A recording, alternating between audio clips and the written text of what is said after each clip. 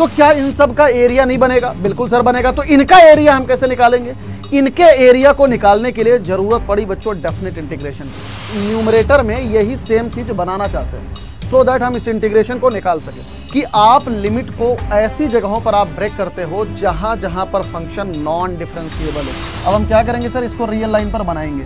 क्या करेंगे? Real line पर बनाएंगे। तो यहाँ से आ गया sir x is equal to 0, ये आ गया x इज इक्वल टू 1, यहाँ पर आ गया x इज इक्वल टू 2। ठीक, तो ये आ गया sir plus minus plus minus. Hello बच्चों, कैसे हैं आप सभी लोग? आई होप आप सभी लोग बहुत अच्छे होंगे। मैं हूं शशांक सिंह राजपूत, आप सभी का स्वागत करता हूं अड्डा 24/7 पर। तो बच्चों, इनडेफिनिट इंटीग्रेशन का मैंने वन शॉट करवा दिया है और ये लेक्चर है बेसिकली हमारे चैप्टर नंबर 7 यानी इनडेफिनिट इंटीग्रेशन का जो अगला पोर्शन है डेफिनेट इंटीग्रेशन का। तो बच्चों, इस सेशन में हम लोग पूरा का पूरा डेफिनेट इंटीग्रेशन वन गो में करने वाले हैं। तो जितने भी बच्चे आप सभी लोग देख रहे हैं, पूरा का पूरा सेशन आप सभी लोग जबरदस्त तरीके से जरूर देखिए। और जिन भी बच्चों ने अगर इनडेफिनिट इंटीग्रेशन का सेशन अगर अभी तक भी अटेंड नहीं करा है तो बच्चों आप सभी लोग जाइए और उसको जबरदस्त तरीके से अटेंड जरूर कीजिए। ठीक है, तो यार आज के सेशन में हम लोग शुरुआत करने वाले हैं बच्चों डेफिनेट इंटीग्रेशन का। तो शुरू करते हैं without wasting a single moment. तो फटाफट हम लोग स्टार्ट करते हैं इसको। ठीक है, तो जल्दी से आ जाइए फटाफट जितने भी बच्चे आप सभी लोग देख रहे हैं। अब यार आज के सेशन में हम लोग करने क्या वाले हैं? आज के सेशन में बच्चों जितने भी डेफिनेट इंटीग्रेशन के कंसेप्ट हैं सब कुछ करने वाले हैं। सब्जेक्टिव सवाल, subjective PYQs, most expected objective सवाल जो भी हमारे इंपॉर्टेंट है, और होमवर्क उन सभी सवालों का जो भी क्वेश्चन में छोटी मोटी सी कैलकुलेशन या जो भी क्वेश्चन आपके लिए करने लायक होंगे सिर्फ उनका। अब भैया यहाँ पर हम लोग शुरुआत करते हैं कि आखिरकार हम लोग डेफिनेट इंटीग्रेशन को बच्चों पढ़ते क्यों हैं। मतलब इनडेफिनेट इंटीग्रेशन हम लोग पढ़ ही रहे थे, लेकिन आखिरकार डेफिनेट इंटीग्रेशन की नीड क्या पड़ी? क्योंकि कोई भी विषय आप पढ़ते हो तो सबसे पहला आपको ये पता होना चाहिए कि आखिरकार उसकी ज़रूरत क्या है। तो सर बचपन से क्लास 9th 10th से जब हम छोटे मोटे बच्चे थे नन्हे मुन्ने, तो हम बचपन से ये सारी ज्योमेट्रीज के बारे में हम पढ़ते थे कि भैया आखिरकार सर्कल का एरिया कितना होता है sir, pi r square. Triangle का area half base into height, इसका area this is a rectangle base into length into width, और ये दिस इज द रोम्बस। तो इस तरीके से हम सारे के सारे एरियाज को हम पढ़ते थे। इसके अलावा और काफ़ी सारे एरिया, जैसे मान लो सिलेंडर हो गया, कोन हो गया, इन सब के एरियाज को आप बचपन से ही पढ़ते आ रहे हो। लेकिन क्या हर एक शेप, अच्छा for your just your information, इन सारी ज्योमेट्रीज को हम बच्चों क्या कहते थे? यूक्लिडियन ज्योमेट्री कहते थे। ठीक है, क्लियर? अच्छा, क्या कभी भी किसी भी कर्व का शेप सिर्फ और सिर्फ इतने ही प्रकार का हो सकता है, या जितने भी प्रकार आपने पढ़ रखे उतने ही प्रकार का हो सकता है? नहीं, बिल्कुल गलत बात है सर। कोई भी कर्व का शेप तो इस तरीके का भी हो सकता है कि नहीं? कोई कर्व का शेप सर कुछ इस तरीके से भी हो सकता है। मतलब कर्व का शेप तो कुछ भी उल्टा पुल्टा हो सकता है कि नहीं? तो इसको इधर आप मिला दो इसका, तो क्या इन सब का एरिया नहीं बनेगा? बिल्कुल सर बनेगा। तो इनका एरिया हम कैसे निकालेंगे? इनके एरिया को निकालने के लिए जरूरत पड़ी बच्चों डेफिनेट इंटीग्रेशन की। सभी बच्चों को आई होप जबरदस्त तरीके से समझ में आ गया होगा कि इसके पहले भी हम एरिया कैलकुलेट करते थे, लेकिन यहां पर जरूरत पड़ी कि भैया सिर्फ और सिर्फ इतने ही एरिया हमारी जिंदगी में नहीं होते, इसके अलावा भी काफी सारे एरियाज होते हैं। तो यार उन सभी एरिया का कैलकुलेशन करने के लिए जरूरत पड़ी डेफिनेट इंटीग्रल की। तो अगर जिंदगी में आपसे कोई बोले कि सर आखिरकार डेफिनेट इंटीग्रल किस काम में आता है, तो आप क्या बोलोगे सर? सर आप ये बोलोगे कि सर डेफिनेट इंटीग्रल हमेशा हमें एरिया निकालने के काम आता है। किस काम आता है सर? डेफिनेट इंटीग्रल हमेशा हमें एरिया निकालने के काम आता है। तो अच्छा, अब मैंने आपको इनडेफिनिट इंटीग्रेशन में आपको अच्छी तरीके से समझाया था कि इनडेफिनिट इंटीग्रेशन का काम क्या है। इनडेफिनिट इंटीग्रेशन का काम है to find out the general curve. जब एक बार को कर्व आ जाएगा, उस कर्व का एरिया निकालने के लिए काम आता है किसका? डेफिनेट इंटीग्रेशन का। आई होप यार अच्छी तरीके से आपको समझ में आ गया होगा बच्चों। तो यार आगे कंटिन्यू करते हैं। Fundamental theorem of the integral calculus. वैसे तो इसके बारे में आपको कहीं पर ऐसा पूछा नहीं जाएगा कि पहला fundamental calculus theorem of the calculus क्या है, दूसरा fundamental theorem of the calculus क्या है, इस तरीके से नहीं पूछा जाता। लेकिन आपको एक वर्ड के फॉर्मेट में आपको पता होना चाहिए कि अच्छा हाँ, इसी चीज का नाम fundamental theorem of the calculus है। तो बस जस्ट इसी के लिए यहां पर देखो लिखा हुआ है कि अगर f कोई कॉन्टिन्यूअस फंक्शन है defined in the closed interval a से लेके b तक, अगर ax है उसका एरिया कहां से कहां तक? a से लेके x तक, f ऑफ x dx। तो अगर हम इसको डिफरेंशिएट करते हैं बेसिकली a डैश x, तो यहां पर आप क्या करते हो? x को पुट कर देते हो, तो बेसिकली a डैश x कितना हो जाता है बच्चों? f ऑफ x हो जाता है। ठीक है भैया, क्लियर? तो इसका कहने का मतलब ये है कि अगर कहीं पर भी हमारे पास किसी भी कर्व का एरिया a से लेके x के बीच में f ऑफ, यहां से देख सकते हो कि f ऑफ x dx लिखा हुआ है, तो अगर हम दोनों साइड डिफरेंशिएट करते हैं तो a डैश x हमारे पास यहां से बच्चों क्या हो जाएगा? f ऑफ x हो जाएगा। ठीक है, clear? For all x belongs to a से लेके b तक। For all x belongs to a से लेके b तक। ठीक है, क्लियर। तो बेसिकली यार कहने का मतलब यही है कि एरिया निकालने के लिए ये काम आता है। ठीक है भैया, क्लियर। अब यार second fundamental theorem of the calculus देखते हैं। अगर मान लो हमारे पास f कोई कॉन्टिन्यूअस फंक्शन, ध्यान देने वाली बात यह है कि हर एक जगह पर जो भी हम बात कर रहे हैं बच्चों, ये कॉन्टिन्यूअस फंक्शन की ही बात कर रहे हैं। Defined in the closed interval a से लेके b तक, अगर हमारे पास f जो है उसका एंटी डेरिवेटिव है, तो कहने का मतलब देखो सिंपल सा ये है कि अगर हमारे पास जैसे मान लो कोई भी फंक्शन है, लेट्स से a से लेके b तक f ऑफ x dx, मान लेते हैं कि जो इसका इंटीग्रल निकल के आता है बच्चों, ये मान लेते हैं कुछ यहाँ पर कैपिटल f ऑफ x लिखा है, तो capital f of x plus c है। ठीक है, तो यार यहाँ पर हम लिमिट पुट करेंगे a से लेके b तक। तो सबसे पहला काम क्या करते हैं सर, अपर लिमिट को पुट करते हैं। तो यहाँ से क्या हो जाएगा, f of a plus c minus, उसके बाद क्या करेंगे, लोअर लिमिट को पुट करेंगे। तो यहाँ से अच्छा यहाँ पर f ऑफ b आएगा, f of b plus c, f of a plus c आ जाएगा। तो यार यहाँ से c से c कैंसिल आ जाएगा। तो अल्टीमेटली यहाँ से भैया क्या आ गया, f ऑफ a कैपिटल का f of a minus f of f of b minus f of a है ना, तो f of b minus f of a आ जाएगा। तो यही हमारा क्या है, second fundamental theorem of the calculus है। Basically upper limit minus lower limit जो करते हैं, बस वही चीज को नाम हम दे देते हैं क्या, second fundamental theorem of the calculus. अब यार यहां पर आ जाते हैं evaluation of definite integration by the substitution. ठीक है, तो आखिरकार इसमें क्या है, ये क्या चीज है, सबसे पहले तो आपको इसको बता देता हूं। ठीक है, उसके बाद हम लोग और आगे चलेंगे। ठीक है भैया, अब यहां पर आ जाओ। यहां पर बेसिकली कहने का मतलब सिंपल सा है, वही सेकंड वाला थ्योरम ही। जैसे मान लो हमारे पास कहीं पर भी इंटीग्रेशन a से लेके b तक f ऑफ x dx लिखा हुआ है और इसका integral capital f of x plus c आ जाए। ठीक है, तो यार यहाँ पर लिमिट हम पुट कर देते हैं। सबसे पहला काम अपर लिमिट माइनस लोअर लिमिट कर देते हैं। तो यार यहाँ से f of b plus c minus यहाँ से आ जाएगा भैया f of a plus c आ जाएगा। तो ये c से c कैंसिल, तो अल्टीमेटली जो हमारा आंसर है वो capital f of b minus capital f of a आ जाएगा। ठीक है, क्लियर है सभी को। तो बेसिकली इसका कहने का मतलब ये है, जैसे मान लो अगर हमारे पास कोई भी एक इंटीग्रल है, फॉर एग्जांपल, ठीक है, जैसे मान लो अगर हमारे पास यहाँ पर कोई भी एक इंटीग्रेशन है, इंटीग्रेशन ऑफ 1 से लेके 2 तक, मान लो x स्क्वायर dx लिखा हुआ है, तो बेसिकली क्या लिखेंगे, x cube by 3 plus c, हम इसको ऐसे निकाल लेंगे। बस यहाँ से अपर लिमिट माइनस लोअर लिमिट हम पुट कर देंगे। तो एक बार अपर लिमिट यहाँ पर पुट करो तो 2 क्यूब 8 बाई 3 आ जाएगा plus c minus 1 by 3 plus c। ठीक है, क्लियर है। तो यार यहाँ से c से c कैंसिल हो गया, तो 8 बाई 3 माइनस 1 बाई 3 निकाल लेंगे। तो ये हमारे पास कितना आ जाएगा बाबू, ये आ जाएगा सर 7 बाई 3 आ जाएगा। ठीक है, क्लियर। तो यार इस तरीके से यहाँ पर हम लोग करते हैं। तो कहने का मतलब ये है कि कोई भी इंटीग्रेशन अगर हमारे पास दिया गया है, आपको सिंपल सा काम ये करना है कि आप अपर लिमिट माइनस लोअर लिमिट कर लो। यहां पर एक चीज आपको समझना है कि यहां पर हम आर्बिट्री कांस्टेंट को नहीं लिखते। क्यों नहीं लिखते आर्बिट्री कांस्टेंट को? क्योंकि ये आवारा है।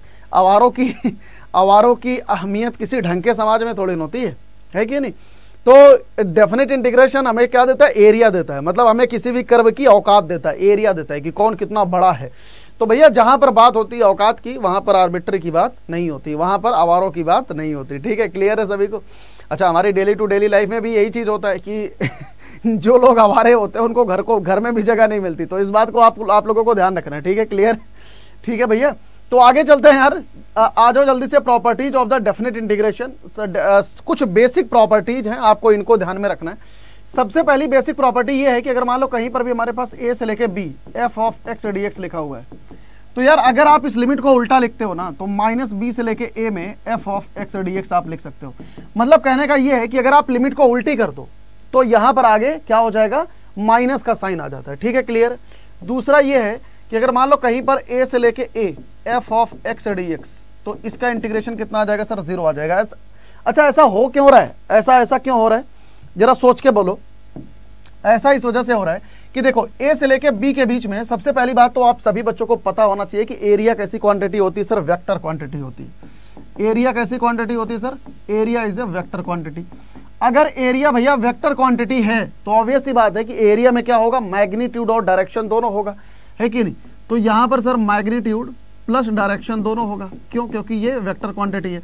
अब आप खुद ही सोचो कि अगर हम यहां से किसी भी कर्व का एरिया निकालते हैं, लेट से ये कोई कर्व है, ठीक है, और इसका एरिया यार a से लेके b के बीच में हम निकालते हैं, ठीक है, और मान लेते हैं कि भैया जो इसकी डायरेक्शन है a से लेके b के बीच में, एरिया की डायरेक्शन हमारी कुछ मान लो कि अपवर्ड डायरेक्शन में है या इस डायरेक्शन में, तो यार ऑब्वियस सी बात है कि अगर बी से लेके ए में करोगे तो यहां पर क्या हो जाएगा, डायरेक्शन रिवर्स हो जाएगी। तो अगर डायरेक्शन रिवर्स हो जाएगी तो यहां पर क्या हो जाएगा, एक माइनस का साइन लग जाएगा, ठीक है।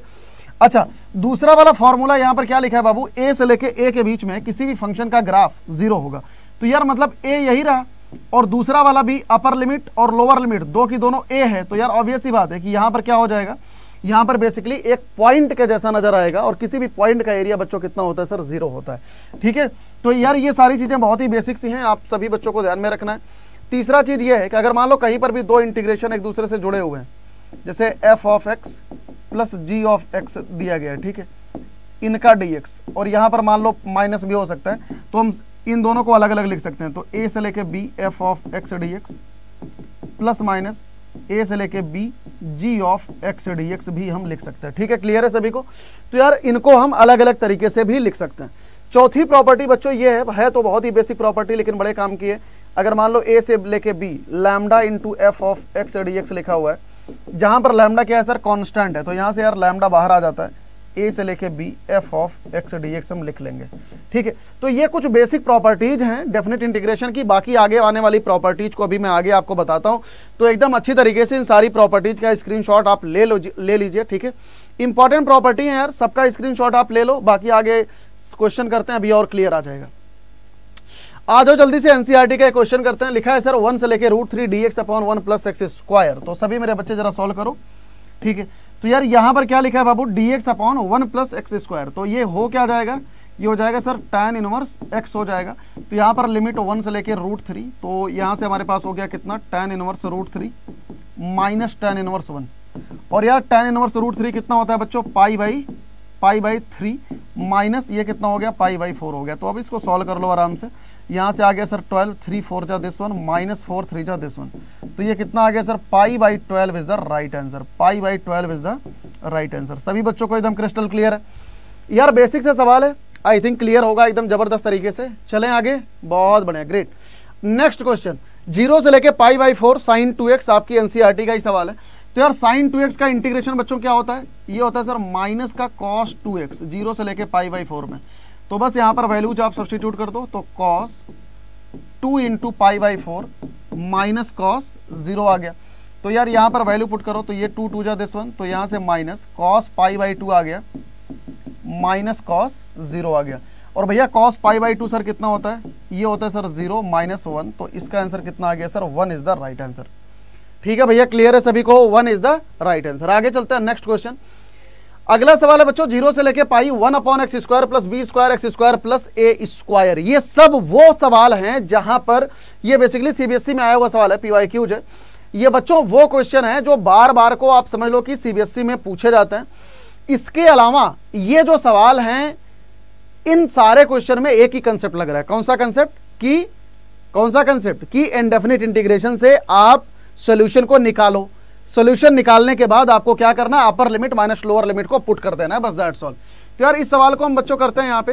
तो इसको कैसे करेंगे सर, 0 से लेके पाई, एक काम कर देते हैं बेटा, ऊपर ना हम x square plus b square x square plus a square को हम बनाने की कोशिश करते हैं।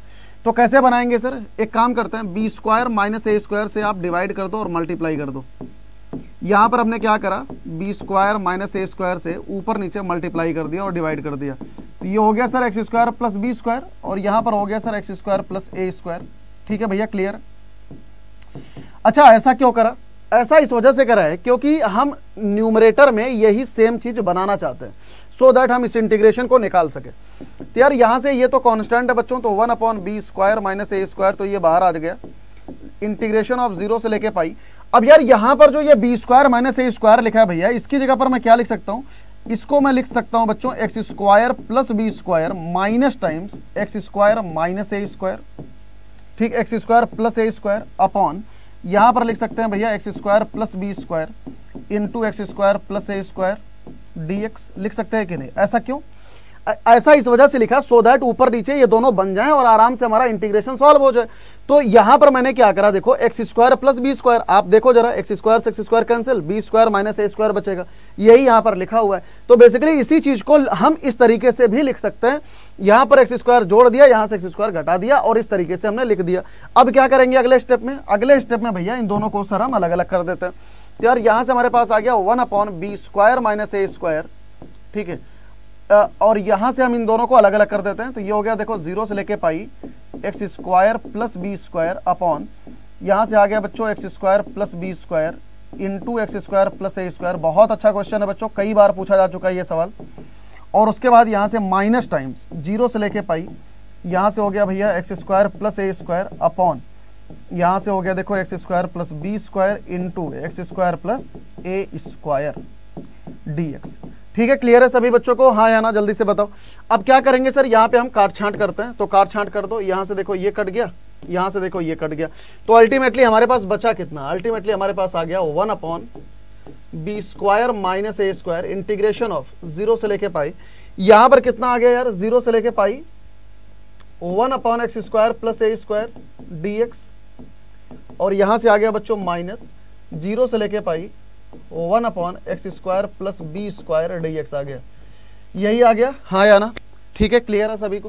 तो यार यहां से हमारे पास ये कितना आ गया बच्चों 1/b square minus a square, तो 1/x square plus a square कितना होता है भैया, इसका इंटीग्रेशन बताओ। 1/x square plus a square, इसका इंटीग्रेशन कितना होगा, जल्दी से फटाफट, 1/a tan inverse x by a, तो ये आ गया 1/a tan inverse x by a minus 1/b tan inverse x by b आ गया। कहां से कहां तक सर, 0 से लेके पाई तक। ठीक है, क्लियर है सभी को, हाँ या ना, देख लो एक बार फटाफट। कोई भी समस्या किसी भी बच्चे को बिल्कुल नहीं होना चाहिए। बस यार अब यहाँ पर आपको सिंपल सा काम ये करना है बच्चों, वैल्यूज को आप सब्स्टिट्यूट कर दो। ठीक है, एक बार को क्या सब्स्टिट्यूट करोगे, पाई को, और एक बार किसको कर दो, 0 को। तो यहाँ से आप इसका आंसर निकाल सकते हो। तो बस इसके बाद आपको करना क्या है, 1/b square minus a square, और एक बार यहाँ पर 1/a tan inverse pi by a minus 1/b tan inverse pi by b लिख सकते हैं। ठीक है, और जब हम 0 पुट करेंगे तो ये पूरा का पूरा 0 हो जाएगा, क्योंकि tan इनवर्स 0 कितना होता है, 0 होता है। तो basically this is your final answer. तो आप इसको ब्रैकेट में आप बंद कर सकते हैं। ठीक है, तो यही हमारा क्या आ गया सर, यही हमारा फाइनल आंसर आ गया। ठीक है भैया, सभी बच्चों को अच्छी तरीके से क्लियर है, बहुत अच्छा सवाल है। सभी मेरे बच्चे अच्छे से स्टार मार्क करके इस सवाल को जरूर उड़ा देना। ठीक है बाबू भैया, क्लियर है सभी को, हाँ या ना, जल्दी बताओ राजू। एकदम क्रिस्टल क्लियर है ना, पक्का, भूल गए सब? इंडेफिनिट इंटीग्रेशन का वन शॉट मैंने करवा रखा है, जाके उसको देख लेना, लिंक डिस्क्रिप्शन बॉक्स में डाला दूंगा उसको भी। और ये जो नोट्स है सारा का सारा, ये नोट्स को भी मैं डिस्क्रिप्शन बॉक्स में डाला दूंगा, तो जरूर देख लेना बच्चों, है ना। ठीक है, आ जाओ जल्दी से अगले सवाल पे। यहाँ पे अगला क्वेश्चन देखो क्या लिखा है, अगला क्वेश्चन लिखा है भैया e⁻x x minus 1/x square. तो जल्दी से सभी मेरे बच्चे भन्नाटे तरीके से सॉल्व करो इसको। और यार आपको बता रखा है, क्या बता रखा है कि जहां कहीं पर भी e⁻x आए वहां पर always think about e⁻x fx plus f'(x)। तो यहाँ से 1 से लेके 2 e⁻x को ले लेते हैं सर कॉमन, यहाँ से x से हम डिवाइड कर देते हैं, तो आ जाएगा 1/x माइनस 1/x स्क्वायर आ गया कि नहीं, बोलो हाँ या ना। तो x/x स्क्वायर, तो आ गया 1/x माइनस 1/x स्क्वायर। ठीक है बाबू, क्लियर। तो यार यहाँ पर ये क्या हो गया sir, this one is the f of x, और ये क्या हो गया सर, f'(x) आ गया। तो यार यहाँ से जो हमारा आंसर आएगा वो आ जाएगा e⁻x into f of x आ गया, प्लस c लिखते हैं तो उसको नहीं लिखते हैं यहाँ पे, है ना, डेफिनेट इंटीग्रेशन में। तो ये आ गया 1 से लेके 2, तो ये आ गया हमारे पास e⁻x, f ऑफ x की वैल्यू कितनी है 1/x। तो लिमिट पुट कर दो यार 1 से लेके 2 तक, तो यहाँ पे हमारे पास कितना आ गया, एक बार 2 पुट करते हैं, तो e⁻2/2 माइनस e⁻1/1, तो इसको हम अच्छे से लिख लेते हैं। तो ये आ गया सर e² माइनस का e, यही हमारा आंसर आ गया। ठीक है, ठीक है विनोद, सभी बच्चों को एकदम क्रिस्टल क्लियर है, हाँ या ना, जल्दी बता दो फटाफट यार। कमेंट सेक्शन में जरूर यार कमेंट करके जाना कि सेशन कैसा लगा। ठीक है, मतलब जरूर करके जाना, बहुत अच्छा लगता है, बहुत ही प्यारा लगता है यार, समझ रहे हो। देखो अभी भी बहुत अच्छा खासा मौका है आपको बहुत ही ज़बरदस्त कुछ करने का, समझ रहे हो, क्योंकि कहते हैं ना कि मंजिलें उन्हीं को मिलती हैं जिनके सपनों में जान होती है, पंख से कुछ नहीं होता, हौसलों से उड़ान होती है। तो तुम्हारे को अपने हौसले को ज़बरदस्त तरीके से बुलंद करके रखना है, और जब तक पेपर नहीं हो जाता तब तक एकदम ज़बरदस्त तरीके से पढ़ते रहना। अगले सवाल पे आते हैं, 0 से लेके π/4। ये सवाल अल्ट्रा प्रो मैक्स लेवल का क्वेश्चन है, सभी मेरे बच्चे इस सवाल को सॉल्व करेंगे। तो तो यार यहां पर देखो क्या आ गया भैया, साइन 2x आ गया। तो और मैंने आपको बता रखा है कि साइन 2x जहां जहां कहीं पर भी आए आपको यहां पर ऐसा सब्स्टिट्यूशन लगाना है जिसका डेरिवेटिव ऊपर आपको मौजूद हो। और यार साइन 2x के मैंने आपको दो फॉर्मूले बता रखे थे, कौन कौन सा, कि सर साइन 2x होता है पहला formula sine x plus cos x whole square -1, दूसरा क्या होता है 1 minus sine x minus cos x का होल स्क्वायर। यही दो फॉर्मूले आपको बता रखे हैं ना साइन 2x का। तो अब यहां पर आपको नीचे वो फॉर्मूला रखना है जिसका डेरिवेटिव ऊपर मौजूद हो। ठीक है भैया, क्लियर। तो यार यहां से कौन सा वाला फॉर्मूला पुट करेंगे बताओ। यहां से हम सर फॉर्मूला पुट कर देते हैं 0 से लेके π/4 और ऊपर लिखा है यार sine x plus cos x, नीचे क्या लिखा है 9 प्लस 16। अब यहां पर हम सब्स्टिट्यूट करेंगे 1 minus sine x minus cos x whole square वाला, क्यों, तो सो दैट हम sine x minus cos x को अगर हम टी पुट करते हैं तो इसका डेरिवेटिव क्या होगा, साइन एक्स का डेरिवेटिव हो जाएगा cos x minus cos x का प्लस साइन एक्स, तो ये हमारा dt में चला जाएगा। तो 1 minus sine x minus cos x का होल स्क्वायर। ठीक है यार, क्लियर। तो बस अब हम यहां पर क्या करते हैं बच्चों, यहां पर हम sine x minus cos x को अब हम टी पुट कर देंगे। तो यहां से sine x minus cos x is equal to कितना आ गया भैया टी। तो ये साइन एक्स का डेरिवेटिव हो गया cos x minus cos x का हो गया plus sine x, d x is equal to कितना आ गया बाबू, डी टी आ गया। तो बस अब इसी चीज को यहां पर आप सब्स्टिट्यूट कर दो। अच्छा एक चीज और है, अगर आपकी मर्जी है कि आप लिमिट को भी यहां पर एक्सचेंज कर सकते हो, है ना। देखो अब इस सवाल को यहां से ना करने के दो तरीके हो जाते हैं, या तो आप पूरा सवाल एक्स में करो बाद में जाके लिमिट चेंज करो, या दूसरा तरीका ये भी होता है कि आप लगे हाथों लिमिट चेंज कर दो। तो ये दोनों तरीके अभी मैं आपको समझा देता हूँ, डोंट वरी। तो सबसे पहले हम नॉर्मल तरीका फॉलो करते हैं कि इसकी जगह पर हम टी और इसकी जगह पर डी टी पुट कर देते हैं। तो ये हो गया 0 से लेके π/4 और ऊपर वाला तो हमारा डी टी में आ गया अपॉन 9 प्लस 16 माइनस 16 और ये आ गया कितना बाबू, टी स्क्वायर आ गया है ना, 16 टी स्क्वायर। ठीक है, क्लियर। तो यार अगर हम इसको इस मेथड से सॉल्व करते हैं बच्चों, तो यहाँ से हमारे पास कितना आ जाएगा 0 से लेके π/4 है ना, और डी टी अपॉन 16 कितना आ गया 25, तो 25 माइनस 16 टी स्क्वायर लिख सकते हैं। तो यार इसको और ए स्क्वायर माइनस बी स्क्वायर में कन्वर्ट कर लो, तो डी टी अपॉन ये कितना आ गया 5 स्क्वायर माइनस ये आ गया सर 4t का होल स्क्वायर, ऐसे लिख सकता है ना।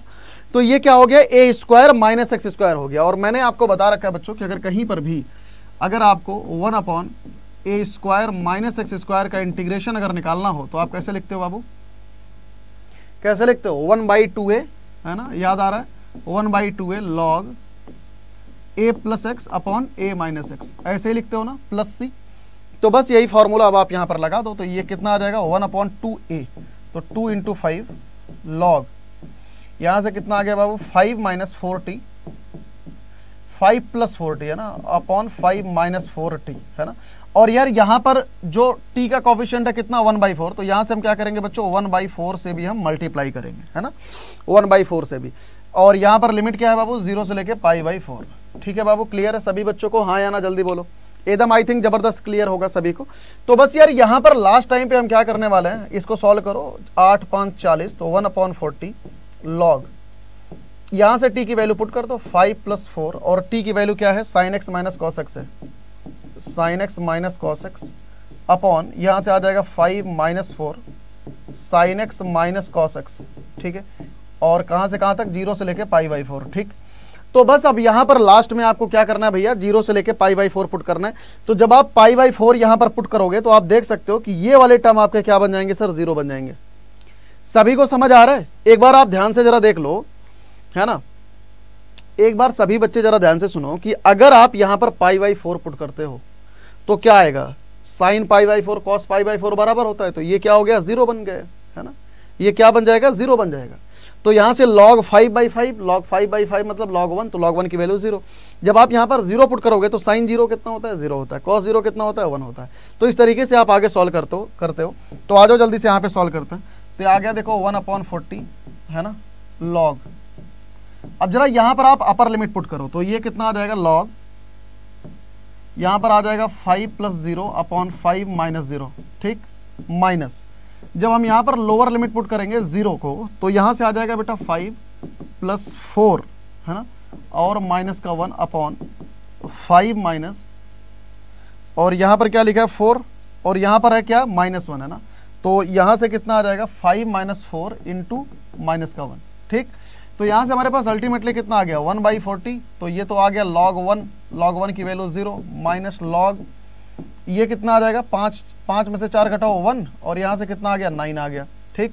तो यार यहाँ से हमारे पास कितना आ गया 1/40 log 1 की वैल्यू 0 माइनस log 1/9 को हम क्या लिख सकते हैं माइनस log 9 लिख सकते हैं, ठीक। तो यहाँ से हमारे पास कितना आ गया 1/40 टाइम log 9 आ गया। तो this is the right answer. अपनी कॉपी में अच्छी तरीके से इसको नोट डाउन कर लो, ठीक है। तो this is the most simplified answer, ठीक है। तो यार ये सवाल बहुत अच्छा सवाल है, माइंड ब्लोइंग क्वेश्चन है, 3-4 नंबर में आपके पेपर में पूछा जा सकता है। बहुत अच्छा सवाल है, सभी मेरे बच्चे अच्छी तरीके से देख लो। यहाँ पर लास्ट में क्या करा है बेटा 1/9 को मैंने माइनस log 9 लिखा है, तो एक माइनस यहाँ पर पहले से है, तो माइनस इंटू माइनस ये हो जाएगा प्लस log 9 आ जाएगा, ठीक है। सभी बच्चों को क्रिस्टल क्लियर है? देख लो एक बार जल्दी से फटाफट, हाँ या ना, कोई भी दिक्कत? अब यार इस सवाल को सभी लोग खुद से ट्राई करना, ठीक है। इसको आप लोग खुद से होमवर्क ट्राई करना। अगले क्वेश्चन पर आता है, इसको भी आप सभी लोग खुद से ट्राई करना। 1/5 + 4 cos x, मैं आपको हिंट दे देता हूं इसका। यहाँ पर आपको cos x is equal to क्या पुट करना है 1 - tan square x/2 upon 1 + tan square x/2 आपको सब्सटीट्यूट करना है, ठीक है। तो ये सब्सटीट्यूशन आप यहाँ पर लगा देना। तो करो जल्दी से फटाफट। इसको कैसे करेंगे सर? यहाँ से i इज इक्वल टू 0 से लेके पाई, तो यार आ गया 1/5 + 4 1 - tan square x/2 upon 1 + tan square x/2 आ गया, ठीक है, dx।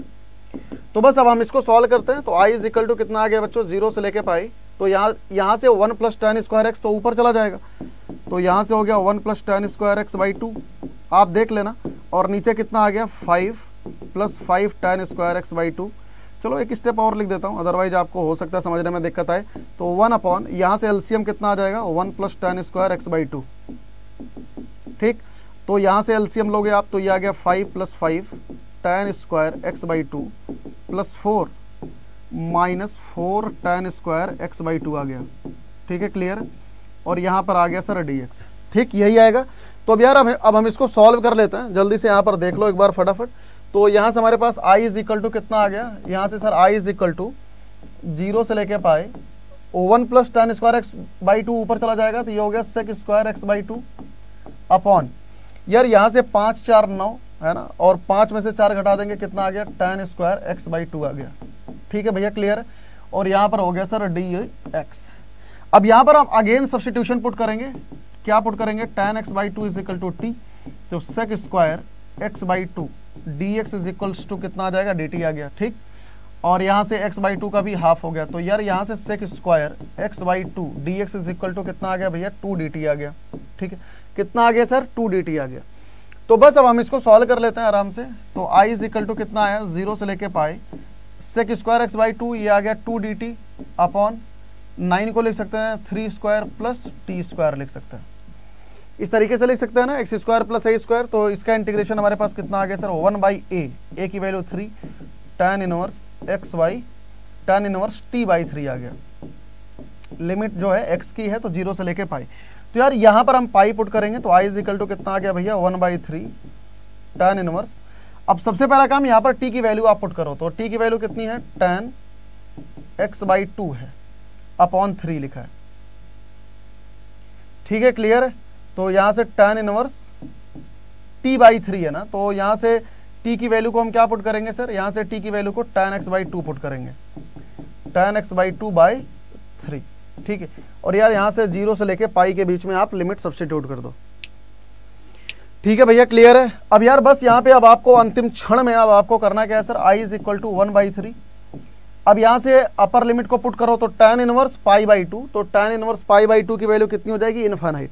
तो बाहर भी देखो tan π/2, तो tan π की वैल्यू इनफाइनाइट, तो इनफाइनाइट/3 इनफाइनाइट, तो tan इनवर्स इनफाइनाइट की वैल्यू कितनी होगी π/2 माइनस, जब आप यहाँ पर 0 पुट करोगे तो 0, tan इनवर्स 0 की वैल्यू 0, तो ये अल्टीमेटली आंसर कितना आ गया सर π/6 आ गया।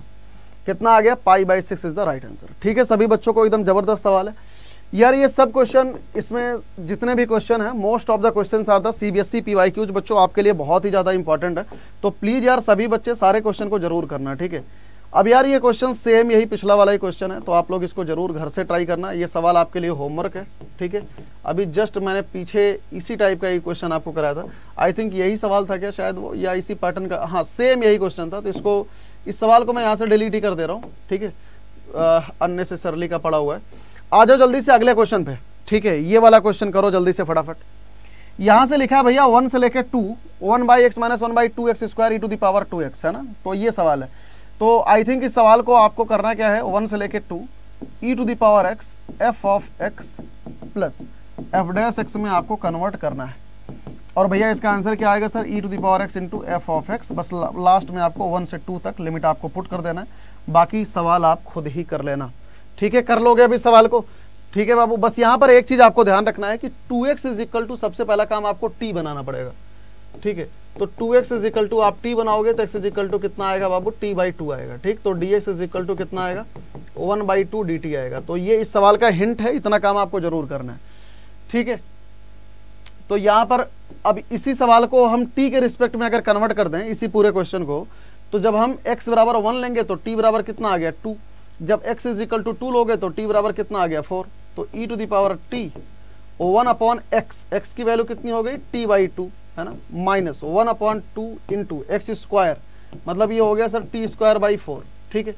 x की वैल्यू हमने क्या करा, हर जगह पर t/2 पुट कर दिया, और dx की वैल्यू कितनी हो गई 1/2 dt। बस अब इसी को सॉल्व कर लो, आराम से आंसर आ जाएगा। देखो अभी 2 से लेके 4, तो ये आ गया sir e to the power t/2 into, तो यहाँ से देखो t ऊपर चला, 2 ऊपर चला जाएगा, तो ये आ गया 2/t माइनस, यहाँ से दिस वन 2 2 जा, तो ये 2 ऊपर चला गया, तो ये आ गया t², ठीक है, क्लियर dt। तो बस अब ये सवाल निपट गया, देख सकते हो आराम से। तो यहाँ से आप क्या करो, 2 को कॉमन ले लो, तो ये आंसर आ गया। देखो 2 से लेके 4 e to the power t into 2 को आप ले लो कॉमन, है ना, और नीचे 2 है ही, तो 1/t माइनस 1/t² dt। तो भैया 2 से 2 कैंसिल। तो यार यहाँ पर ये जो सवाल है पूरा का पूरा देखो t के रिस्पेक्ट में ही चल रहा है, तो यहाँ से ये क्या हो गया, ये हो गया सर f ऑफ t, ये क्या हो गया भैया f डैश t आ गया, ठीक। तो इसका आंसर कितना आएगा, इसका आंसर आ जाएगा यहाँ से e to the power t into f of t। f t की वैल्यू कितनी है बेटा 1/t है, तो लिमिट 2 से लेके 4 तक। तो बस सारी वैल्यूज आप सब्सटीट्यूट कर दो, e to the power 4/4 minus e²/2, यही आपका आंसर आ जाएगा, यही हमारा आंसर आ गया, ठीक, क्लियर है। सभी बच्चे एक चीज जरूर ध्यान देना इस सवाल में, एक चीज जरूर ध्यान देना कि सर यहाँ पर हमने लिमिट को चेंज कर दिया। पहले लिमिट क्या थी 1 से लेके 2 थी, यहाँ पर हमने हाथों हाथ लिमिट को चेंज कर दिया। तो यहाँ पर बाद में आपको इस सवाल में t की वैल्यू को पुट करने की जरूरत नहीं है, क्यों, क्योंकि हमने यहीं पर लिमिट को चेंज कर दिया है। अगर यही लिमिट चेंज नहीं करा होता तो बाद में हमारे को t की वैल्यू को पुट करना पड़ता, फिर हम x की वैल्यू पुट करते। तो हर सवाल को करने के दो तरीके होते हैं, या तो लिमिट को आप हाथों हाथ चेंज कर दो, अगर आप हाथों हाथ नहीं चेंज कर रहे हो तो आपको करना क्या होता है कि बाद में आपको t की वैल्यू को x के टर्म में पुट करके दोबारा x की लिमिट को आपको पुट करना पड़ता है, ठीक है भैया, क्लियर है। जल्दी से बता दो फटाफट, हाँ या ना। आई थिंक यार आप सभी लोगों को मजा आ रहा होगा इस सेशन में, ठीक है। और मैं सच में कह रहा हूं आपको, इससे ज्यादा आपके बोर्ड में नहीं पूछा जा सकता, मेरी गारंटी है बेटा। ये जो 1 शॉट आपको करा रहा हूं ना, this is the more than enough for your class 12th level. मतलब तुम इतना करके चले जाना, तुम्हें इससे ज्यादा कुछ करने की जरूरत नहीं है, ट्रस्ट में। एकदम बस इतना कर लेना, 1 घंटे, सवा घंटे, 1.5 घंटे, जितने की भी ये वीडियो बनेगी, इतना बस तुम करके चले जाना, इतना मोर देन एनफ है, ठीक है। समझ रहे हो राजू? देखो बहुत जरूरी होता है यार ये सारी चीजें, ठीक है। एकदम आई थिंक मजा आ रहा होगा तुम लोगों को। चलो अब जल्दी से आ जाते हैं फटाफट। Properties of the definite integral a से लेके b f(x) dx is equal to f a से लेके b ft dt। देखो एक चीज बताता हूं तुम्हारे को, डेफिनेट इंटीग्रेशन में हम वेरिएबल को चेंज कर सकते हैं। देखो लिखा है this property shows that the value of the definite integral does not change the variable is change, है ना। तो बेसिकली कहने का मतलब ये है कि अगर कहीं पर भी हमारे पास कोई भी डेफिनेट इंटीग्रल है, जैसे a to b f of x dx, ठीक।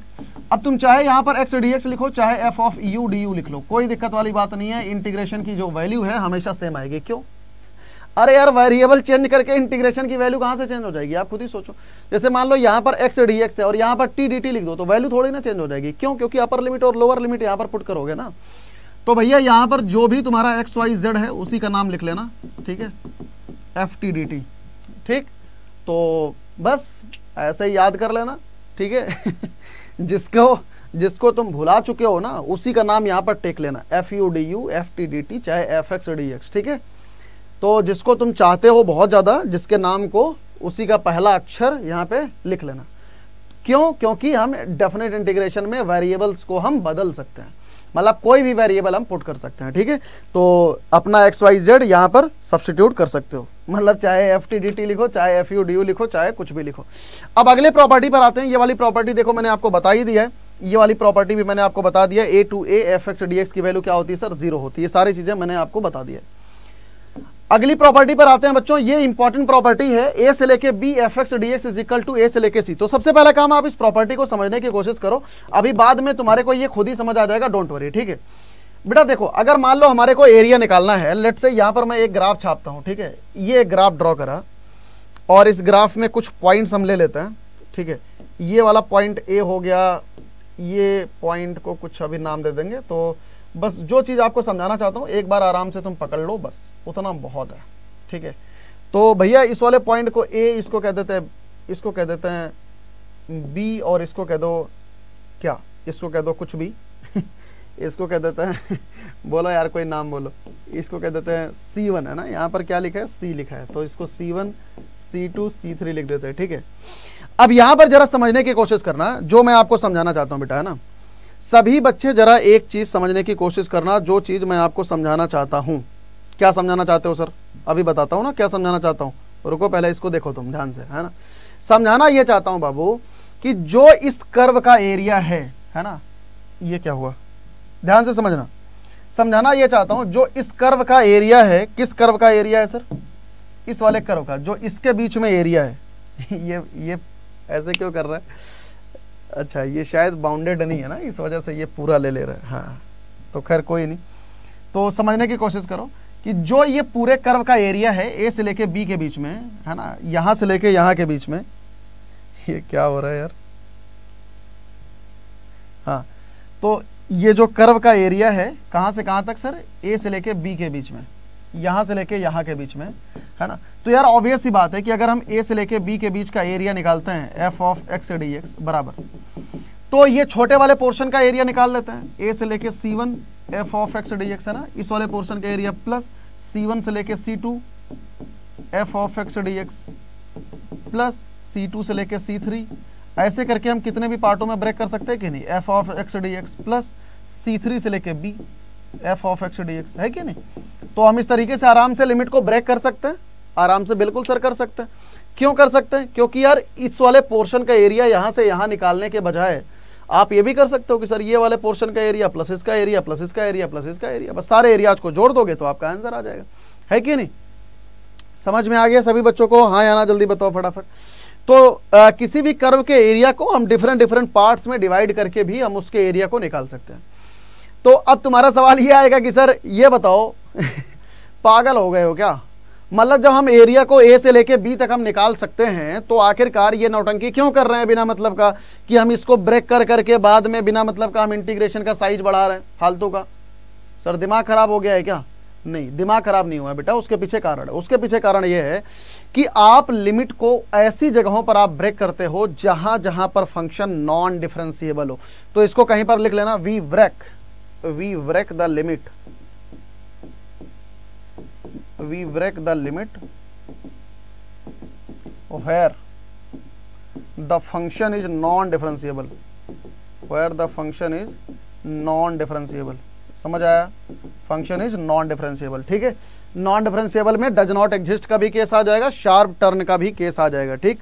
नॉन डिफरेंशिएबल और function change it's definition, function changes it's definition, ठीक। आप ये भी लिख सकते हो। क्लियर है सभी बच्चों को? तो यही कहानी ऊपर लिख रखी है कि अब मान लो कोई भी एक A से लेके B के बीच में कोई एक फंक्शन है, इंटीग्रेट कर रहे हैं, तो A से लेके C1 C2 C1 से लेके दिस वन। अब यार ऑब्वियस सी बात है कि अब मान लो अब तुम इसके बीच में कोई भी नंबर लोगे तो ये A से लेके B के बीच में ही होना चाहिए ना। जैसे ये C1 C2 C3 ये कहाँ से कहाँ तक होंगे? A से लेके B के बीच में ही होंगे, है कि नहीं? ये कहीं और तो हो नहीं जाएंगे, है ना। तो जो C1 C2 C3 हैं तो ये ऑब्वियस सी बात है कि सर A से लेकर B के बीच में होंगे। तो कहने का मतलब ये है कि जितनी जगहों पर हम इस लिमिट को ब्रेक करते हैं उतनी जगहों पर वो सारे के सारे पॉइंट्स A और B के बीच में ही लाई करते हैं, ठीक है। क्लियर? आते हैं इसके सवालों पे, अभी आपको एकदम क्रिस्टल क्लियर समझ आएगा। पहला क्वेश्चन आपके इंटीग्रेशन का 0 से लेके 4 मॉड x माइनस 1। ठीक है, अब यार इस सवाल को करते कैसे है ना, बोर्ड में आप सबसे पहले सभी बच्चे जरा इस पर ध्यान दो। कैसे करेंगे सर? सबसे पहले लिखेंगे sir mod x is equal to क्या होता है, ये होता है सर प्लस x, कब? जब हमारा x ग्रेटर देन 0 हो। ये होता है सर माइनस x, कब? जब हमारा x जो है लेस देन 0 हो। तो भैया मॉड x माइनस 1 की बात खेल लेते हैं। तो मॉड x माइनस 1 क्या होगा सर? मॉड x माइनस 1 क्या होगा? ये प्लस x माइनस 1 होगा, कब? जब हमारा x जो है ग्रेटर देन और इक्वल टू 1 होगा। ये माइनस x माइनस 1 होगा, कब? जब हमारा x जो है लेस देन और इक्वल टू 1 होगा। ठीक, क्लियर? सभी बच्चों को क्लियर है यार? तो ये 0 से लेके 4 की बात कर रहे हैं। तो अब सभी बच्चे बताओ कि आखिरकार ये जो मॉड x माइनस 1 है ये अपना डेफिनेशन कहां पर चेंज कर रहा है? सभी बच्चे सोच के बताओ कि मॉड x माइनस 1 ये अपना डेफिनेशन कहां पर चेंज कर रहा है? आई थिंक देख पा रहे होगे कि सर x जब 1 से छोटा है तो ये फंक्शन है, x जब 1 से बड़ा है तो ये फंक्शन है। मतलब ये कहां पर डेफिनेशन बदल रहा है? ये x इज इक्वल टू 1 पर डेफिनेशन बदल रहा है। तो हम क्या करेंगे? x इज इक्वल टू 1 पर लिमिट को ब्रेक कर देंगे। तो भैया ये जो लिमिट है 0 से लेके 4 मॉड x माइनस 1 dx की, इसको हम क्या कर देते हैं सर? 0 से लेके 1 है ना। तो 0 से लेके 1 में, मतलब 1 से छोटे में, ये मॉड x माइनस 1 की वैल्यू क्या है? Minus times x minus 1 dx है, प्लस 1 से लेके 4 में, तो 1 से लेके 4 बाकी बचा। तो जब ये 1 से लेके 4 के बीच में है तो मॉड x माइनस 1 की वैल्यू कितनी आ गई? x माइनस 1 dx आ गई। ठीक है भैया, क्लियर है सभी को? तो यार यहां से हमारे पास इसका इंटीग्रल हमें निकालना है, तो इसकी वैल्यू कितनी आ गई sir? Minus x minus 1 whole square by 2 आ गई। आप एक बार देखो दिशु सर नगर। ठीक है, तो ये हो गया minus mod x minus 1 whole square by 2। तो ये हो गया 0 से लेके 1 प्लस, है ना। और यहां से कितना हो गया बेटा? x minus 1 whole square by 2, और ये हो गया सर 1 से लेके 4 तक। ठीक है, क्लियर? बस अब आपको करना क्या है? बस आपको अब अपर लिमिट माइनस लोअर लिमिट में आपको सब्सटीट्यूट करना है, दैट्स ऑल। तो यार यहाँ से 1/2 को हम कॉमन निकाल लेते हैं। ठीक है, अब आपको भैया upper limit minus lower limit हर एक जगह पर करना है। तो यहाँ से सबसे पहले तो देखो माइनस है, तो 1 पुट करेंगे तो आ गया 0। ठीक है, उसके बाद लोअर लिमिट में 0 पुट करेंगे तो कितना आ गया? 1 आ गया, प्लस यहाँ पर जब आप 4 पुट करोगे तो कितना आ गया? 4 माइनस 1 3, 3 स्क्वायर आ गया सर 9, माइनस 1 पुट करोगे तो आपका ये 0 आ जाएगा। ठीक है, क्लियर है? यही आएगा। तो अब यहाँ से देख लो फटाफट। तो यहाँ से हमारे पास कितना आ गया भैया? 1/2 माइनस माइनस से आ गया प्लस 9। तो यार यहाँ से आ गया सर 10/2 इज इक्वल टू कितना आ गया? 5 इज द राइट आंसर। सभी बच्चों को क्लियर है? देख लो एक बार फटाफट। तो यहाँ से अपर लिमिट माइनस लोअर लिमिट, बस यही चीज आपको करना है, दैट्स ऑल। आई थिंक आप सभी बच्चों को क्रिस्टल क्लियर होगा ये क्वेश्चन। ठीक है बाबू भैया, जल्दी बताइए फटाफट, हाँ या ना? ठीक है, आ जाओ अगले क्वेश्चन पे। यहां पर अगला क्वेश्चन है भैया 0 से लेके 4 तक mod x minus 2 plus mod x minus 4, 0 से लेके 4 तक। ठीक है यार, अब ये जितने भी क्वेश्चन है ना, ये सारे सवाल लेंथी है, मतलब जहां पर भी मॉड के क्वेश्चन आ जाएगा दिमाग खराब कर देगा। तो भैया अब इसको सोल्यूशन करते हैं हम लोग। सभी बच्चे जरा ध्यान से देखो आप। तो यहां से सबसे पहला काम, इन सबको हम अलग अलग कर लेंगे। तो इसको मान लेते हैं sir i is equal to this one. तो i इज इक्वल टू 0 से लेके 4, तो ये हो गया मॉड x dx प्लस 0 से लेके 4 mod x minus 2 dx plus 0 से लेके 4 मॉड x माइनस 4 dx लिख लेंगे। ठीक, अब हमें क्या करना है? सबसे पहला काम, आप एग्जामिनर को ये दिखाओगे कि आखिरकार सबकी डेफिनेशन कहाँ कहाँ पर है, ये सारे अपने डेफिनेशन को कहाँ पर चेंज कर रहे हैं। सबसे पहला काम आप एग्जामिनर को दिखाओगे। तो भैया mod x is equal to क्या लिखेंगे सर? ये होता है सर प्लस x जब हमारा x जो है ग्रेटर देन और इक्वल टू 0 होता है। ये होता है सर माइनस x जब हमारा x लेस देन 0 होगा। ठीक, क्लियर? अब सिमिलरली, अच्छा एक बात बताओ, ये सारे लिमिट को मैं अलग अलग कैलकुलेट कर देता हूं तो आपके लिए ज़्यादा आसान रहेगा। तो इसको बोल देते हैं सर I1, इसको कह देते हैं सर I2 और इसको कह देते हैं I3। ठीक, क्लियर? तो यार यहाँ से I1 निकालते हैं। तो यहाँ से I1 कितना हो जाएगा बाबू? 0। देखो जब हमारा x पॉजिटिव है ना, तो यार x पॉजिटिव के लिए मॉड x की वैल्यू कितनी है? x है। तो ये हो गया सर 0 से लेके 4, तो ये हो गया x dx। तो यार इसकी वैल्यू कितनी आ गई? x स्क्वायर बाई 2, 0 से लेके 4 तक। तो ये कितना आ गया बाबू? 4 स्क्वायर बाई 2, तो मतलब 16/2 आ गया, दैट इज इक्वल टू 8 आ गया। ठीक, ये किसकी वैल्यू आ गई? I1 की वैल्यू आ गई। अब यार सिमिलरली हम लोग I2 की भी वैल्यू निकालते हैं। सभी बच्चे जरा I2 की वैल्यू निकालो फटाफट। तो I2 के लिए यहाँ पर क्या करने वाले हैं सर? I2 के लिए ये करने वाले हैं, मॉड x माइनस 2 का ब्रेकअप करेंगे। तो मॉड x माइनस 2 क्या होगा? ये होगा सर प्लस x माइनस 2 जब हमारा x जो है ग्रेटर देन और इक्वल टू 2 होगा। ये होगा माइनस x माइनस 2 कब? जब हमारा x जो है लेस देन और इक्वल टू 2 होगा। ठीक, क्लियर?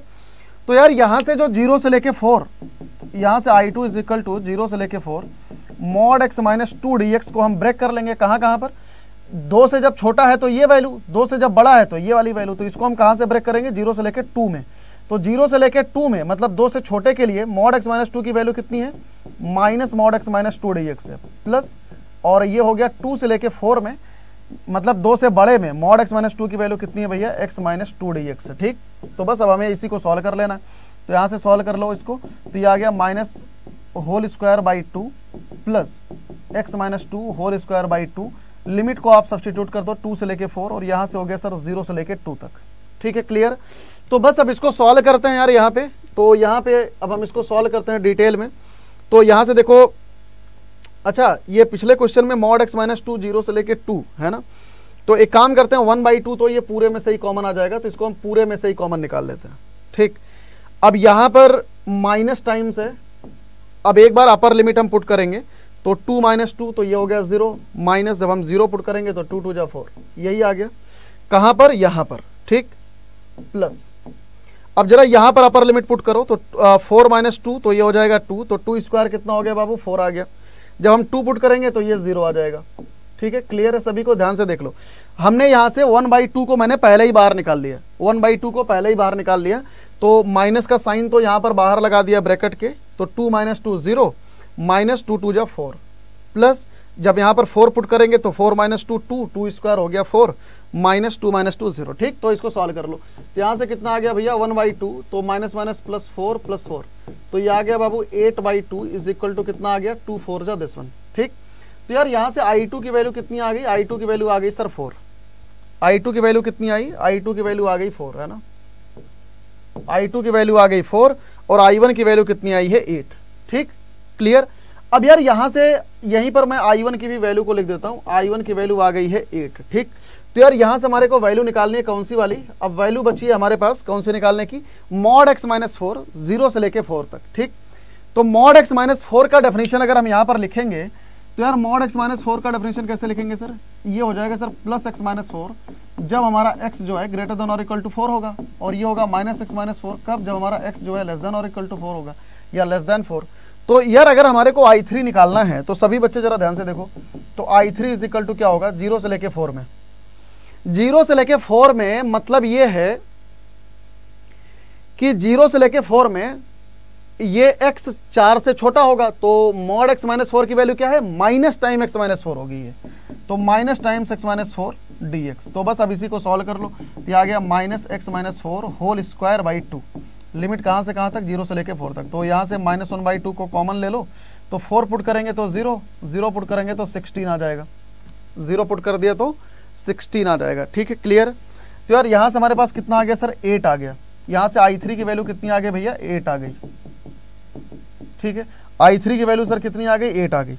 बस अब इसको हम आराम से सॉल्व कर सकते हैं, 8 8 16 4 20। तो यार यहाँ से जो हमारा फाइनल आंसर है तो I is equal to I1 plus I2 plus I3, तो ये कितना आ गया बेटा 8 प्लस 8 प्लस कितना आया 8 प्लस 8 प्लस 4, तो 8 8 16 4 20 आ गया, तो 20 square unit is the right answer. ठीक है, क्लियर है सभी को। तो यार ये सवाल देख रहे हो आप, तो इस सवाल को इस तरीके से आपको सॉल्व करना है, एकदम अलग अलग करके है ना, मॉड x मॉड को ब्रेक कर करके। ठीक है, अच्छी तरीके से क्लियर।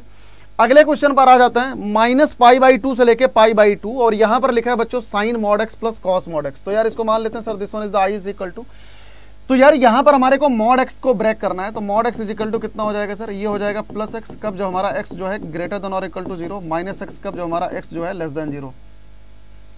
तो यार इस लिमिट को हम ब्रेक कर लेते हैं, यहाँ पर ये जो लिमिट लिखी हुई है इस लिमिट को सर हम ब्रेक कर लेते हैं, माइनस π/2 से 0 में एक बार को कर लेते हैं।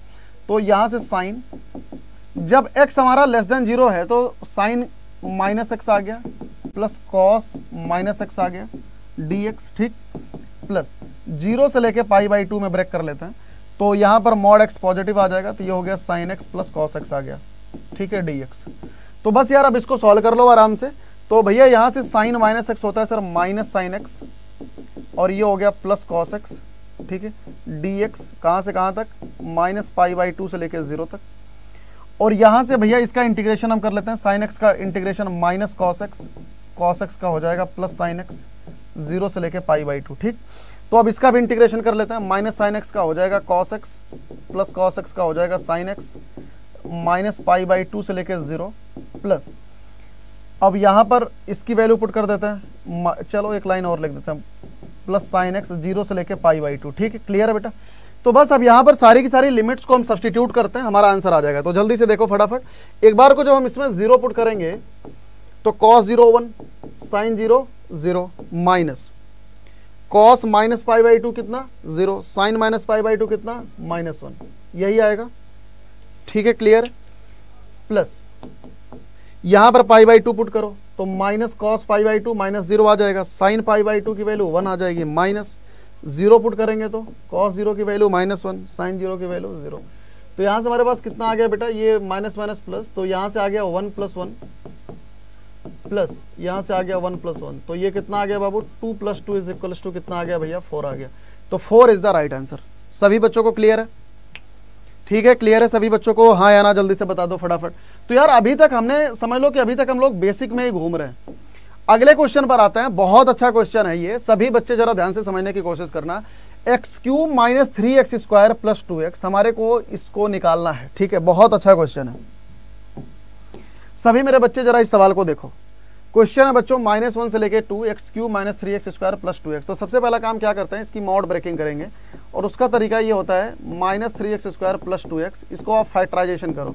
तो यहाँ से यार x कॉमन आ गया, ये आ गया x² - 3x + 2 आ गया। ठीक, तो यहाँ से फैक्टराइजेशन करो, x² - 2x -x + 2 आ गया।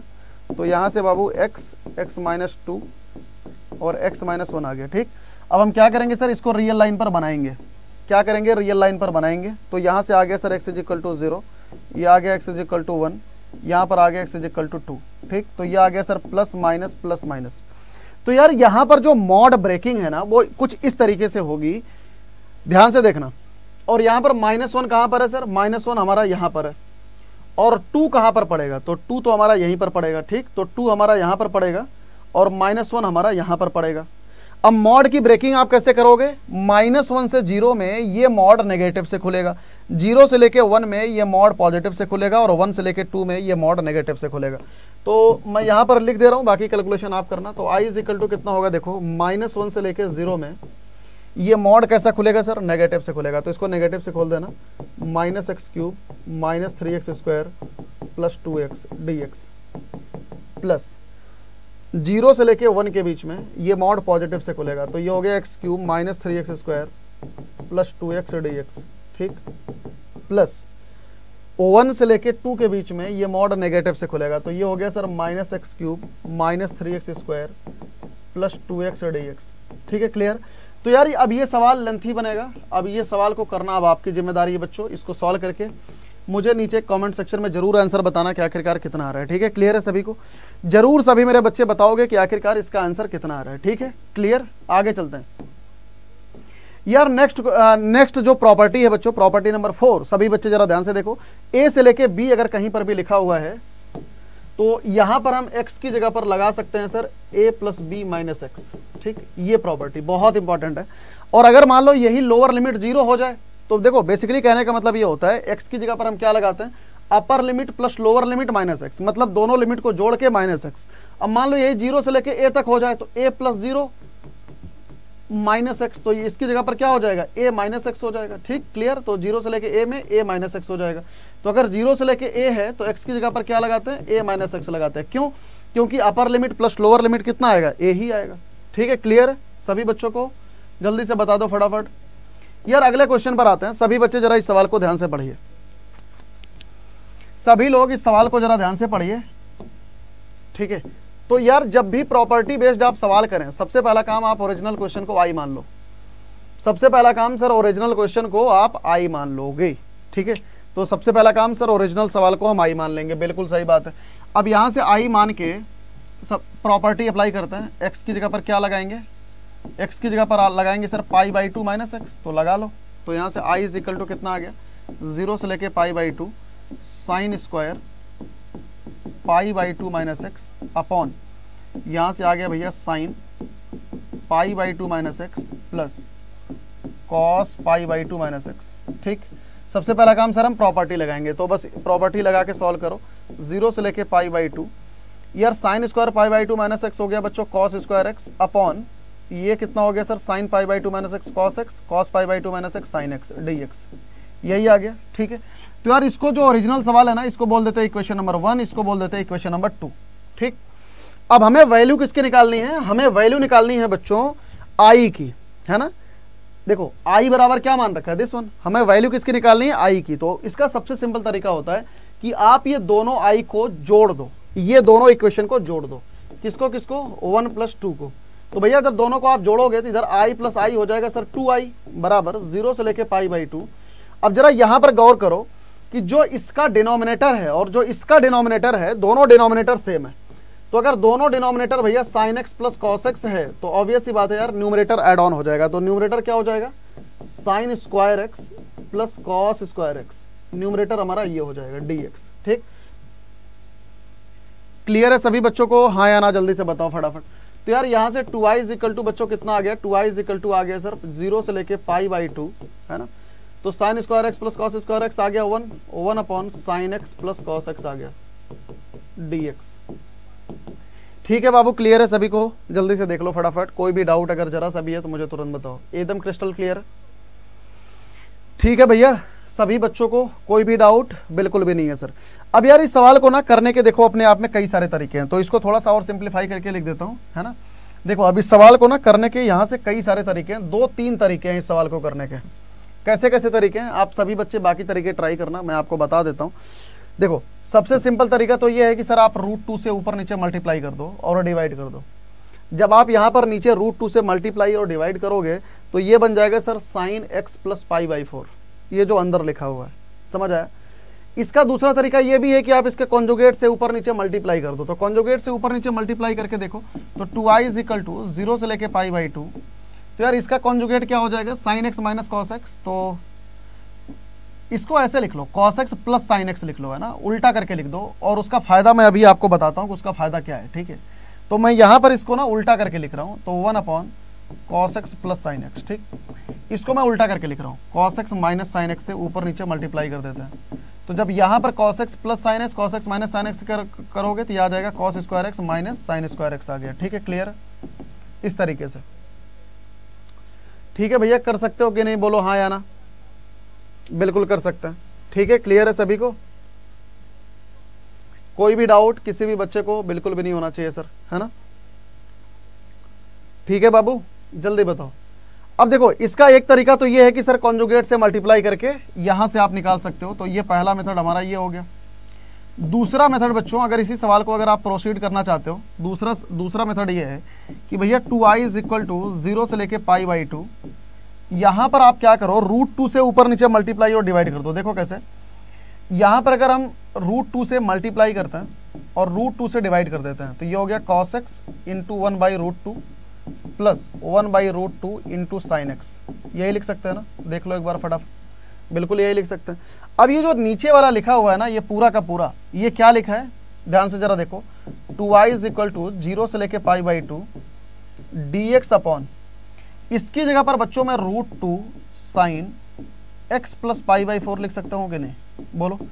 देखो कैसे, इसकी जगह पर हो जाएगा sine x cos pi by 4, तो कॉस पाई बाई 4 की वैल्यू 1/√2 ये वाला बन गया, plus cos x into sine pi by 4 1/√2। तो अगर आप इसको ओपन करोगे तो यही बनेगा कि नहीं, बिल्कुल सर यही बनेगा। अब आप क्या करोगे, 1/√2 ये हो गया cosec x plus pi by 4। तो और integration of cosec x plus pi by 4 का इंटीग्रेशन हमारे को पता होता है कितना होता है, log mod cosec x minus cot x। ठीक, तो बस इसके थ्रू भी आप आगे इस सवाल को सॉल्व कर सकते हो, इसके थ्रू भी आप इस सवाल को आगे सॉल्व कर सकते हो। इसी सवाल को तीसरा तरीका मैं आपको बता रहा हूँ, सभी बच्चे इसको भी ट्राई कर सकते हो। ठीक है, तीसरा तरीका integration of 1 upon sine x plus cos x. इसको करने का एक और अच्छा तरीका है कि सर साइन एक्स की जगह पर 2 tan x by 2 upon 1 minus tan square x by 2 ये सब्सटीट्यूट कर दो। 2 tan x by 2 upon 1 plus tan square x by 2 ये होता है कितना, साइन एक्स, और कॉस एक्स की value 1 minus tan square x by 2 upon 1 plus tan square x by 2। ठीक, तो ये दोनों सब्सटीट्यूशन लगा के sec स्क्वायर एक्स बाई 2 में आप कन्वर्ट करके इस सवाल को निकाल सकते हैं। ठीक है, तो यार इसको अप्लाई करना सभी बच्चे, आराम से इस सवाल को बना लेना। ठीक है भैया, क्लियर है सभी को। नेक्स्ट क्वेश्चन पे आते हैं यार, 0 से लेके पाई x अपॉन दिस वन। जल्दी से इस सवाल को देखो फटाफट। तो सबसे पहला काम मान लेंगे sir this one is the I is equal to this one, तो आई इज इक्वल टू 0 से लेके पाई, एक्स की जगह पर लगा दो पाई माइनस एक्स अपॉन, यहाँ से हो जाएगा sir sine pi minus x d x. ठीक, तो यार इसको सॉल्व करो, y इज इक्वल टू कितना हो गया सर 0 से लेके पाई, ये हो गया पाई minus x upon sine x हो गया 1 plus sine x d x. ठीक, तो बस अब इन दोनों को ऐड कर दो, तो ये आ गया देखो 2i इज इक्वल टू 0 से लेके पाई, तो x x कैंसिल, ये आ गया sir pi upon 1 plus sine x d x, यही आ गया ना। तो बस अब इसको उड़ा लो आराम से। कैसे उड़ाओगे? 1 माइनस साइन एक्स से ऊपर नीचे मल्टीप्लाई कर लो, सबसे सस्ता तरीका। 2i इज इक्वल टू 0 से लेके पाई, यहाँ से आ गया 1 माइनस साइन एक्स से ऊपर नीचे, अब आपको क्या करना है? मल्टीप्लाई कर देना है। तो नीचे आ जाएगा 1 plus sine x into 1 minus sine x d x, यही आ जाएगा ना। तो यार ऊपर कितना आ गया? ये आ गया देखो 0 से लेके pi 1 minus sine x upon, नीचे आ गया 1 माइनस साइन स्क्वायर एक्स, और ये हो जाएगा कितना? Cos square x d x, यही हो जाएगा। तो यार यहाँ से 2i is equal to this one, और यहाँ पर पाई भी है, तो i इज इक्वल टू मैं यहाँ से पाई बाई 2 लिख दे रहा हूँ, इंटीग्रेशन ऑफ 0 से लेके पाई। यार 1 अपॉन कॉस स्क्वायर एक्स बच्चों कितना हो जाएगा? सेक स्क्वायर एक्स आ गया, minus sine x by cos square x, तो इसको कैसे लिख सकते हैं? Sine x by cos x मतलब tan x into 1 by cos x की जगह पर सेक एक्स डी एक्स, यही लिख सकते हैं ना। इनडेफिनिट इंटीग्रेशन में बहुत सारे सवाल इस टाइप के कर रखे हैं। देखो sine x by cos square x को जब भी लिखना हो आप इस तरीके से लिखा करो हमेशा। कैसे? Sine x by cos x को अलग से इंटू 1 बाई कॉस एक्स को अलग से, तो ये कितना हो गया? tan एक्स, ये कितना हो गया? Sec x. ठीक, तो बस अब इसका इंटीग्रेशन आराम से निकल आएगा। तो यार यहाँ से i इज इक्वल टू ये कितना आ गया बाबू? Pi by 2 times sec square x का कितना हो गया सर? tan एक्स माइनस ये हो गया यार सेक एक्स। लिमिट पुट कर लेना 0 से लेके पाई तक। ठीक, बस अब वैल्यू जो आपको निकालनी है, tan पाई की वैल्यू होती है सर 0, cos पाई की वैल्यू, sec पाई की वैल्यू होती है सर कितनी? -1, और 0 की वैल्यू पुट कर लो।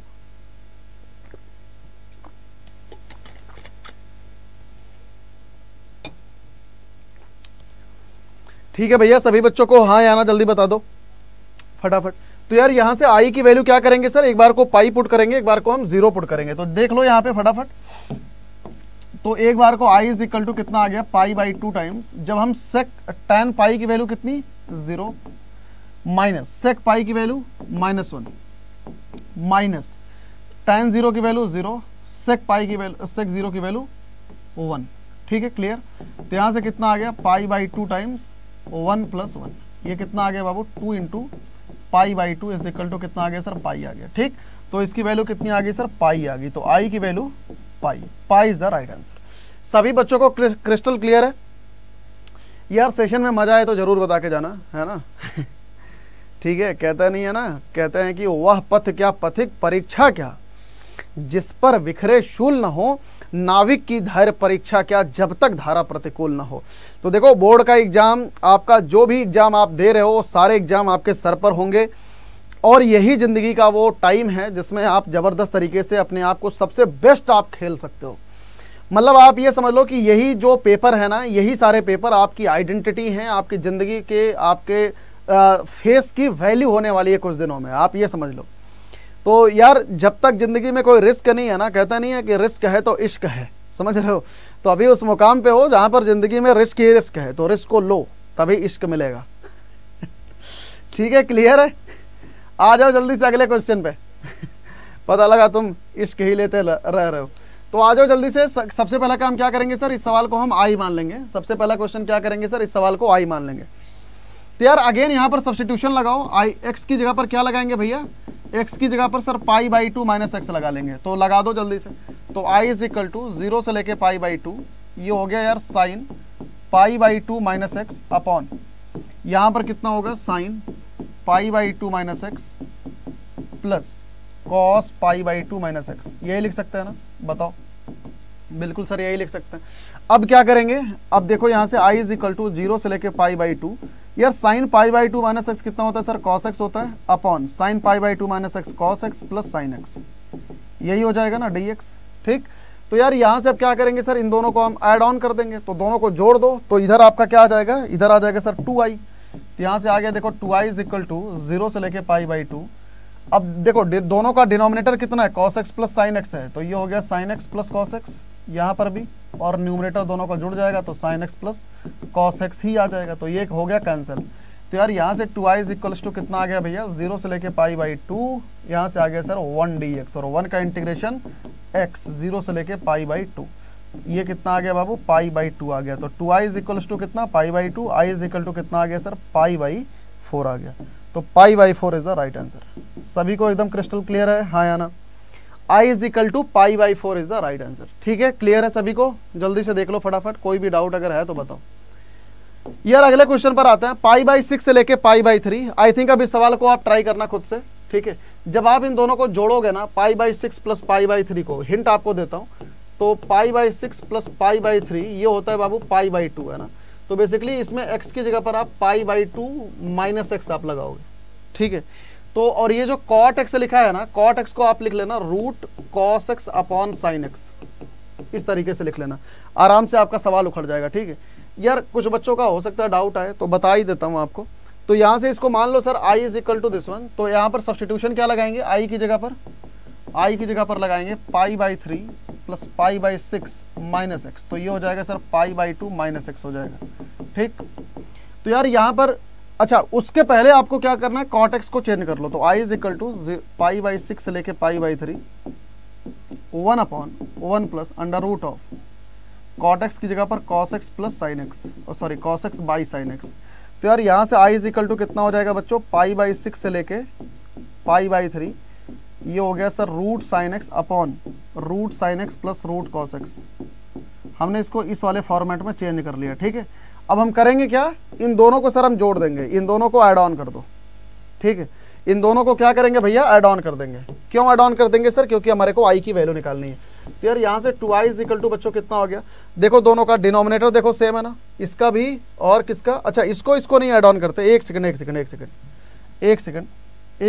है ना, एक सेकंड, इसको ऐड ऑन नहीं करते, एक सेकंड आप देख लो, दोबारा फिर से देख लो, ठीक है। यार यहाँ पर हमारे पास देखो ये क्वेश्चन क्या बन गया, मैं दोबारा इसको लिख देता हूँ एक बार को फटाफट, ठीक है, एक सेकंड, जस्ट 1 सेकंड, ठीक है। एक बार आप इसको दोबारा समझ लो, उसके बाद मैं आपको बताता हूँ। इसको मिटा रहा हूँ, ठीक है। यहाँ पर आप प्रॉपर्टी नहीं लगाओगे। यार यहाँ पर हमारे पास देखो एक फ्रेश सवाल ये बना है, इसमें आप प्रॉपर्टी लगाओगे, ठीक है। आखिरकार प्रॉपर्टी हम सर लगाते कहाँ हैं, आप ये कैसे पहचान रहे हो कि हम इसमें लगा रहे हैं या इसमें लगा रहे हैं। बच्चों देखो, आपको निकालना i की वैल्यू, ऑब्वियस सी बात है कि हम वहीं पर प्रॉपर्टी लगाएंगे जहाँ से हमारा काम बने, ऐसी जगह पर नहीं लगाएंगे जहाँ से हमारा काम बिगड़े। अब यहाँ पर अगर हम प्रॉपर्टी लगाएंगे तो हमारा काम बन जाएगा, तो यहाँ पर प्रॉपर्टी कौन सी लगाएंगे, यही वाली। तो x की जगह पर क्या पुट करेंगे, पाई बाई 2 माइनस एक्स, तो x की जगह पर पाई बाई 2 माइनस एक्स हम पुट करेंगे, तो इसमें सब्सटीट्यूट कर दो। तो i इज इक्वल टू क्या हो गया, पाई बाई 6 से लेके पाई बाई 3। यार root sine pi by 2 minus x कितना होगा, रूट कॉस एक्स आ जाएगा, upon root sine pi by 2 minus x root cos x plus root cos, ये आ गया दिस वन। तो बस अब एक इसको और एक इसको दोनों को ऐड कर दो। तो यार यहाँ से 2i इज इक्वल टू हमारे पास कितना आ जाएगा, पाई बाई 6 से लेके पाई बाई 3, यहाँ से आ गया हमारे पास 1 dx, ठीक, क्योंकि दोनों का न्यूमरेटर डिनोमिनेटर सेम है, कैंसिल हो जाएगा। तो यार यहाँ से 2i इज इक्वल टू बच्चों कितना आ गया, पाई बाई 3 माइनस पाई बाई 6। तो 2i इज इक्वल टू भैया कितना आ गया बताओ, 60 में से ये आ जाएगा पाई बाई 6 आ जाएगा, कितना, पाई बाई 6 है ना। तो i इज इक्वल टू कितना आ गया बाबू, पाई बाई 12 आ गया, and pi by 12 is the right answer. सभी बच्चों को क्लियर है, हाँ या ना, देख लो फटाफट। सभी बच्चों को अगर जरा सा भी डाउट है, किसी को भी तुरंत बताओ, ठीक है सर, क्लियर है। तो बहुत अच्छी बात है यार, अब आगे के सवाल आप लोग खुद ही ट्राई करना। अगेन इस सवाल को भी आप i मानोगे, i is equal to this one, ठीक है। आ जाओ जल्दी से फटाफट इस क्वेश्चन को करते हैं बच्चों। तो यहाँ पे हम क्या करेंगे बाबू, अगेन यही सेम काम सर, x की जगह पर पाई माइनस एक्स करेंगे। तो यहाँ से i की वैल्यू कितनी आ जाएगी यार, 0 से लेके pi e to the power cos pi minus x upon e to the power cos pi minus x plus e to the power minus cos pi minus x dx, ठीक है, यही लिखेंगे ना। तो यार यहाँ से i इज इक्वल टू हमारे पास कितना हो गया बच्चों, 0 से लेके pi e to the power cos pi minus x कितना होता है सर, माइनस कॉस एक्स हो जाएगा, upon e to the power minus cos x plus e to the power cos x dx आ गया। देख लो जल्दी से, बस अब हम करेंगे क्या, इन दोनों को ऐड कर देते हैं, इन दोनों को आप ऐड कर दो। तो i प्लस आई कितना हो जाएगा सर, i प्लस आई हो जाएगा सर 2i। तो 2i इज इक्वल टू 0 से लेके पाए, आप दोनों का डिनोमिनेटर देखो सेम है, e to the power minus cos x plus e to the power cos x, और जब दोनों को जोड़ोगे तो न्यूमरेटर भी सेम आ गया, तो e to the power cos x plus e to the power minus cos x। तो यार ये दोनों हो गए सर कैंसिल। तो यहाँ से 2i इज इक्वल टू हमारे पास कितना आ गया भैया, 0 से लेके पाई 1 dx आ गया, तो 1 की ये हो गया सर पाई। तो i की वैल्यू भैया कितनी आ गई सर, i की वैल्यू आ गई सर π/2। i की वैल्यू बच्चों कितनी आ गई सर, π/2 आ गई। ठीक है, क्लियर है सभी को, हाँ या ना जल्दी बता दो फटाफट, एकदम क्रिस्टल क्लियर है ना झिंगा लाला सभी को। चलो अब यार इस सवाल को आप लोग घर से ट्राई करना, दिस इज योर होमवर्क। सभी बच्चे टाइम स्टैम्प लगा के सेशन के नीचे वीडियो को पॉज करना, अच्छी तरीके से मुझे बताना कि यहाँ पर लिख लेना जितनी देर का हो रखा हो ना ये वीडियो, जैसे ये वीडियो 1 मिनट 09:50 सेकंड ऐसे लिख देना, यहाँ पर आंसर बराबर दिस वन। ठीक है, ये लिखना सभी लोग, मैं एक एक बच्चे का आंसर जरूर चेक करूँगा, जरूर लिखना यार नीचे कमेंट सेक्शन में, ऐसे टाइम स्टैम्प लगा के, है ना। तुम लोगों को बहुत अच्छी तरीके से आता है कि टाइम स्टैम्प कैसे लगाते हैं। नेक्स्ट क्वेश्चन, यार ये वाला क्वेश्चन भी तुम लोग टाइम स्टैम्प लगा के जरूर नीचे कमेंट सेक्शन के नीचे लिखना। ये है 1, ठीक है, यहाँ पे टाइम स्टैम्प लगाना और नीचे आंसर जरूर लिखना। ठीक है, टाइम स्टैम्प लगा के नीचे आपको आंसर जरूर लिखना है बच्चों। ठीक है ना, क्लियर है? तो लिखोगे ना, जल्दी से बताओ फटाफट, हाँ या ना, जरूर लिखोगे ना। अब यार आ जाते हैं अगली प्रॉपर्टी पे। अच्छा एक क्वेश्चन और था, इसको भी होमवर्क ही ले लो, एक क्वेश्चन और था यार, हाँ ये वाला क्वेश्चन भी आप होमवर्क करना। ठीक है, ये भी अच्छा क्वेश्चन है, मैंने इससे ज़्यादा कठिन सवाल आपको करा दिया है, तो ये सवाल तो आप ओरली कर लोगे π/2 - x करके। ठीक है, बहुत ही हलवा सवाल है, बहुत ही लल्लू सवाल है, तो टाइम स्टैम्प लगा के जरूर बताना नीचे कमेंट सेक्शन में आखिरकार कितना आ रहा है।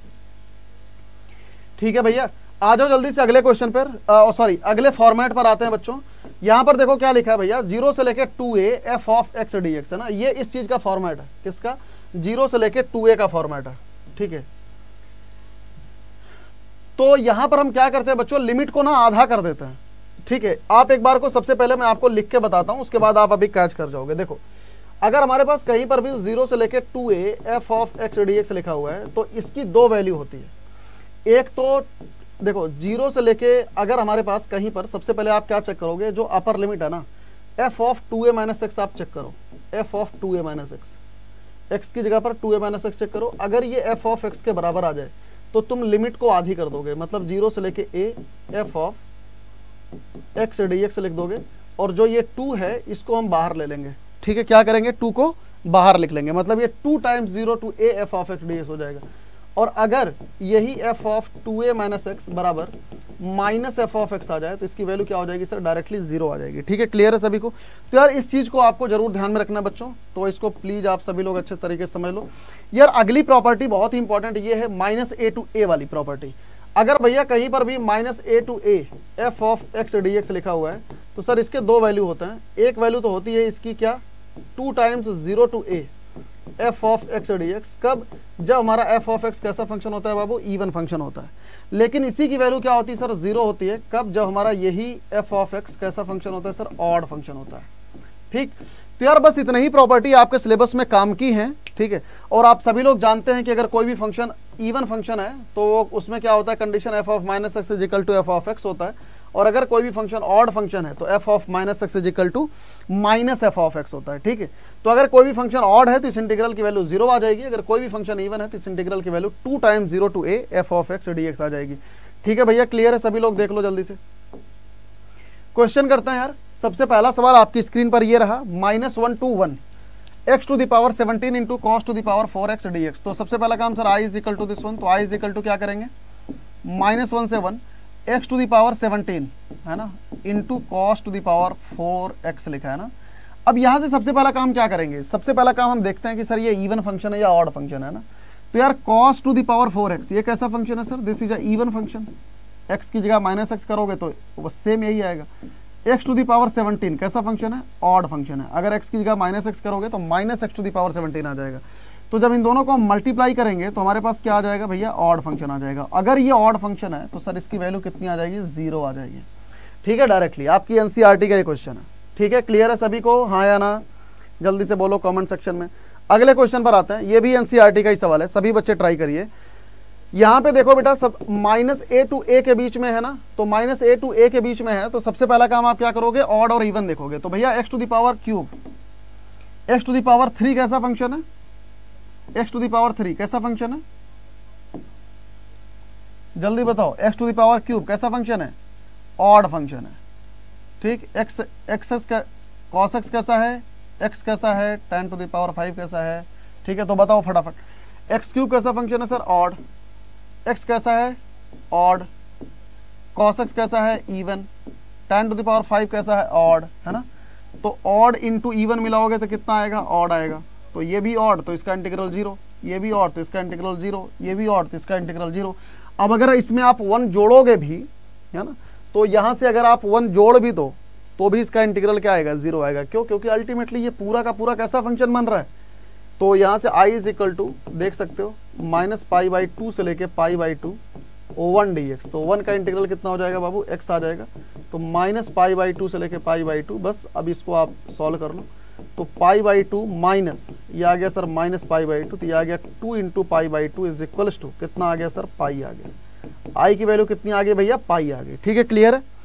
तो यहाँ से 1 का इंटीग्रेशन कितना आ जाएगा, पाई आ जाएगा। तो अच्छी तरीके से अपनी कॉपी में लिख लो। Next question, i is equal to, जरा देखो फटाफट इस सवाल को, बहुत ही अच्छा क्वेश्चन है, आप इसमें कंफ्यूज खूब होते हैं। तो यार -5 टू लेके 5, 1 - x to the power n लिखा है, ठीक है। तो अब इस सवाल को आप ऐसे तो नहीं कर सकते। तो यहाँ पर मुद्दे की बात यह है कि सर यहाँ पर हम -a to a वाला फंडा लगाएं या a + b - x वाला फंडा लगाएं, इनमें से कौन सा वाला फंडा लगाएं। तो अगर आप ऑब्जर्व करोगे तो यहाँ पर आप इवन और ऑड की चेकिंग नहीं कर सकते आप। तो यहाँ पर जो फंडा लगेगा बच्चों, वो a + b - x के सब्स्टिट्यूशन का लगेगा, समझ रहे हो। तो यहाँ पर हम 5 - x लगाएंगे x की जगह पर। तो यार x की जगह पर हमारे पास कितना आ जाएगा, x की जगह पर बताओ जल्दी से। तो ये आ गया सर x की जगह पर -x, ठीक है, क्लियर।